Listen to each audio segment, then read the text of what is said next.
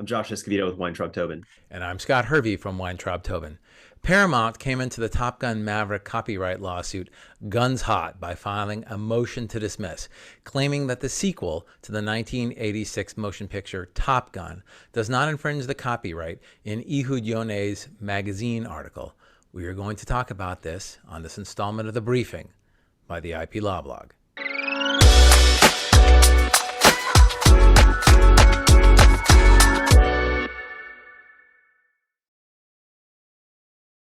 In May 1983, California Magazine published the article Top Guns by Ehud Yone. This article was an inside look at the real Navy fighter weapons school, Top Gun, based out of Miramar, California. The article begins with a vivid description of two Top Gun F-14 Tomcat aviators, Yogi and Possum, on a hop or simulated dogfight training against Top Gun instructors.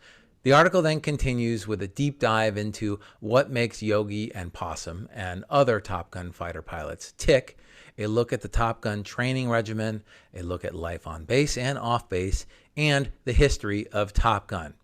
When the article was published, it was optioned by the creators of Top Gun.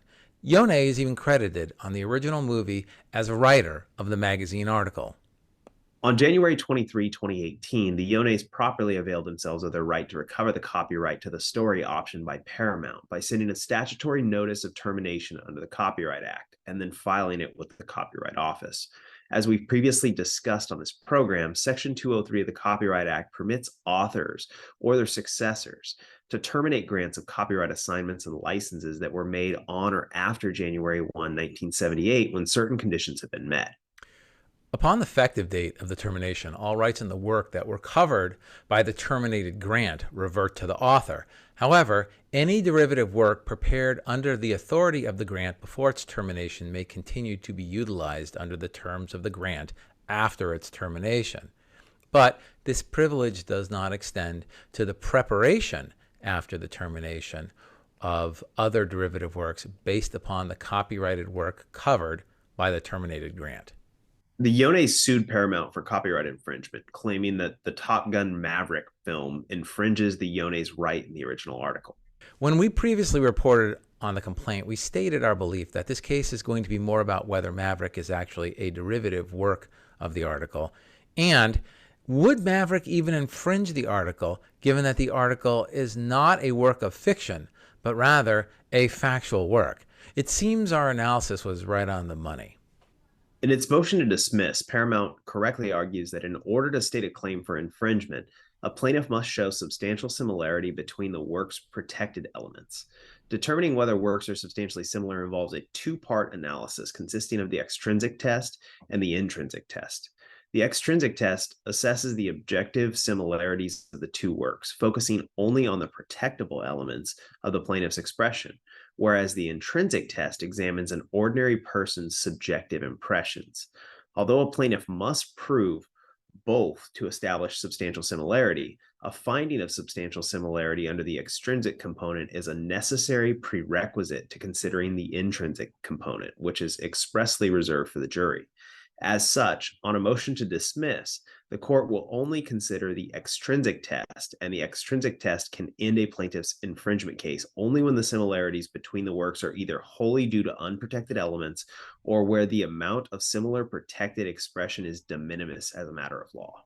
In its motion to dismiss, Paramount argues that in applying the extrinsic test and filtering out the elements that are not protected under copyright law, such as facts, scenes of affair, which are situations and incidents that flow necessarily or naturally from a basic plot premise, and stock elements, these two works, Top Gun Maverick and the Ehud Yone article, are not substantially similar.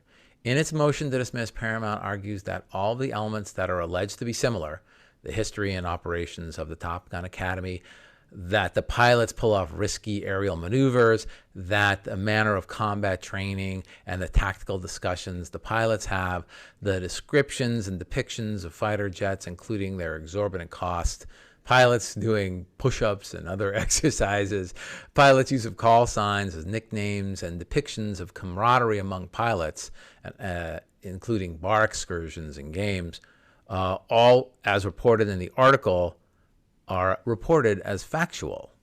Paramount also argues that the fact that both works are primarily based at the Naval Air Station Miramar, also known as Fightertown, USA, can't be considered by the court in determining whether the works are substantially similar, because Miramar is or was the location of the real Top Gun training academy, and Miramar Base is actually referred to as Fightertown, USA. All facts that copyright does not protect. Paramount also argues that any similarity between the characteristics of the real-life pilots and the fictional characters in Maverick must be ignored.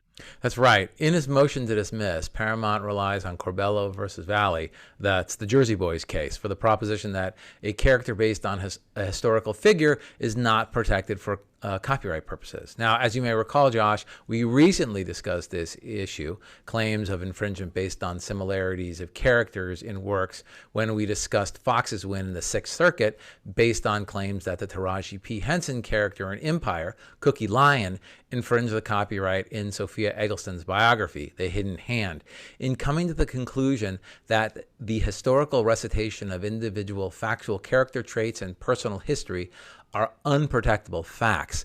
The Sixth Circuit cited the both Corbello and Vallejo v. Narcos Productions, LLC. There was no way that Paramount was going to bug out of this dogfight.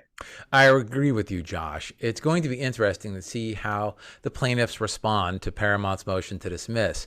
It's almost certain that nothing in Paramount's motion would be a surprise to them. And you can bet that they had their objection to Paramount's motions outlined when they drafted the complaint. Yeah, I would expect that's the case, Scott. I mean, when you file an action like this, you generally know what you're most of the time you have some expectations as to what sort of motion to dismiss you're likely to face. Sometimes you're surprised, and you could debate whether that is a lack of preparation or not. But in this instance, I would fully expect that plaintiff's counsel expected this motion to dismiss. Oh, given the skill and expertise of plaintiff's counsel, I'm certain that they knew exactly what was going to come up in the motion to dismiss. So it will really be interesting to see what they argue in their response to the motion to dismiss. We'll see if anything novel or interesting or unique comes out of that, and we'll definitely report back on it. That sounds great, Scott. Thanks for sharing. Thanks, Josh.